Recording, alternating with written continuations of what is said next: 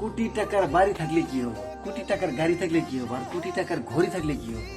কাউকে দেওয়ার মতো যদি 10টা টাকা আপনার পকেটে না থাকে, দেওয়ার হিম্মত না থাকে, তো সে কোটি টাকা কোনো কামেই আসে না।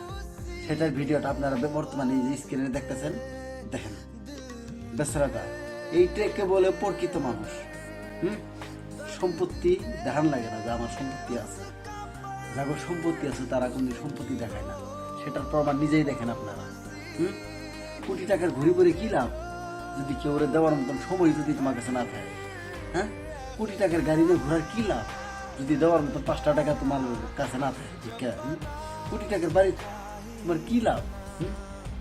হ্যাঁ, কোটি টাকার বাড়ি তোমার কি লাভ যদি তোমার একটু 6 ফুট জায়গা মধ্যে থাকা লাগে? কোনো ক্ষমতার অহংকার দেখাইবে না, কারণ ক্ষমতা শেষ হতে সময় লাগে না। দেখেন তা